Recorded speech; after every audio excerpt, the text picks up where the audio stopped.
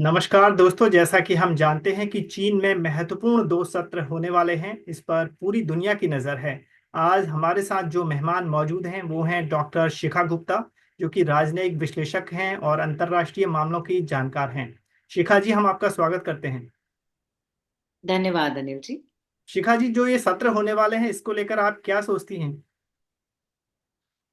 मैं इसको एक बहुत प्रगतिशील कदम की तरफ सोचती हूँ, जिससे डेमोक्रेसी का एक्चुअली जो वास्तविक एक वो नजर आता है इसमें ना रूप, जिसमें आप ये देखते हैं कि ना केवल आप विश्व के लिए पूरा एक केंद्र बन जाते हैं, जहाँ पे आप ये बताते हैं कि हम क्या आगे आने वाले, क्या किन नीतियों पर चलेंगे, पर ऑल्सो हम अपने जो अपने लोगों के लिए एक एक प्लेटफॉर्म खोलते हैं, जहाँ पे हम ये बात करना चाहते हैं, उनसे ये देखना चाहते हैं, जानना चाहते हैं कि क्या है वास्तविकता में हमारी नीतियां, उनके ऊपर कितना कितना वो चाहते हैं, उनका जो इसमें योगदान है वो सबसे बड़ा यहाँ पर नजर आता है। जैसा कि हम भारत में भी संसद सत्र का आयोजन होता है, थोड़ा इससे अलग है चीन में।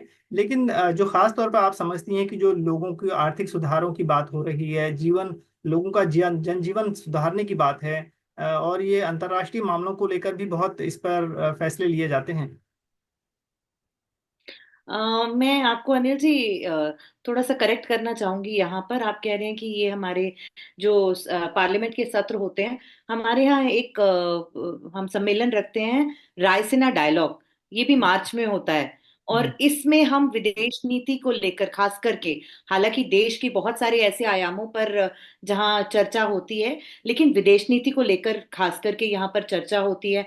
और देश विदेश से बहुत सारे लोग आमंत्रित होते हैं इस पटल पर, जो सामने आकर देश की बहुत सारी नीति और आयामों पर डिस्कस करते हैं। तो करीब करीब मैं मुझे लगता है कि ये बिल्कुल वैसा ही है, जहां पर आप एक रिस्पॉन्सिबल पावर की तरह, रिस्पॉन्सिबल एक्टर की तरह नजर आते हैं। जी। तो आप तो चीन को बहुत लंबे समय से जानती हैं। चीन भारत रिश्तों की भी हम बात करते हैं, और आपके लिहाज से जो ये दो सत्र हो रहे हैं, या चीन में आप जो देख रही हैं सुधारों की, खुलेपन की जो बात होती है, उसको आप किस नज़र से देखती हैं? मैंने चीन को करीब करीब 2 दशकों से, अगर मैं कहूँ तो मैं चीन की छात्रा रही हूँ। वहां से चीन को समझना शुरू किया। तो मुझे लगता है कि बहुत बदलाव मुझे देखने को मिला चीन की नीतियों में। और आपके शी जिनपिंग का जो सपना है, एक चीन की तरफ, चीन की डेवलपमेंट की तरफ जो उनका सपना है, और लोगों को जोड़ के चलने का जो सपना है, अगर हम लास्ट टाइम की बात करें तो आपके इन्हीं 2 सत्रों में शायद उन्होंने कहीं पर एक common dream, common development, community of common development of Mankind, कुछ ऐसी जो बात कही थी विदेश नीति को लेकर खास करके, और फॉरेन पॉलिसी को लेकर, इंटरनेशनल रिलेशंस को लेकर।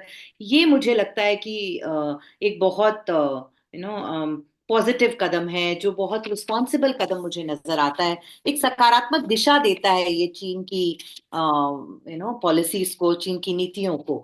और कहीं कहीं मुझे भारत की, विकसित भारत के एक एक जो फोकस है, उससे कहीं बहुत नजदीक नजर आता है। और बहुत सारी समावेश इसमें नजर आते हैं, बहुत इंक्लूसिविटी नजर आती है दोनों में, बहुत सिमिलैरिटी मुझे नजर आती है इसमें। जी हाँ, तो इसको लेकर खास तौर पर जो हम भारत और चीन रिश्तों को देख रहे हैं, संबंधों में थोड़ा हमने सुधार भी देखा है, तो आप इसको कैसे समझती हैं? पहली बात तो मैं दोनों देशों को, भारत और चीन को, उनके राजनयिक संबंधों के 75वीं वर्ग वर्षगांठ पर मुबारकबाद देना चाहूंगी। साथ में मैं ये कहूंगी कि अगर आप हमारे honourable EM Shri S Jaishankar का स्टेटमेंट देखें, तो जहां पे वो कहते हैं कि सम्मान, संवेदनशीलता और रुचि, इन दो पटल पर चलकर अगर दो देश सबका साथ, सबका विकास, सबका प्रयास, सबका विश्वास, ये इन सब में दो चीजें मैं बहुत इंपॉर्टेंट मानती हूँ। सबका, जो कॉमन मैनकाइंड की जो कॉमन डेवलपमेंट की बात करते हैं, उससे मिलता जुलता है कहीं पर। और अगर हम उसको वास्तविकता में अगर कहीं अग्रसर करते हैं, तो मुझे ये एक सकारात्मक कदम नजर आता है। और दूसरा, इस सबका के साथ सबका विश्वास, सबका प्रयास, सबका साथ, विकास, प्रयास, विश्वास, ये विश्वास बहुत जरूरी है। जो दो देशों को साथ में एक पटल पर लाकर खड़ा कर सकता है। मुझे लगता है कि जैसे भी आपने कहा कि 2 दशकों से चीनी छात्रा रही हूँ, तो मुझे लगता है कि बहुत सारी चीजें हैं जो हमारे दो देशों के लोगों को साथ ला सकती हैं, जिसको हम शायद उतने ज्यादा कर नहीं पा रहे हैं।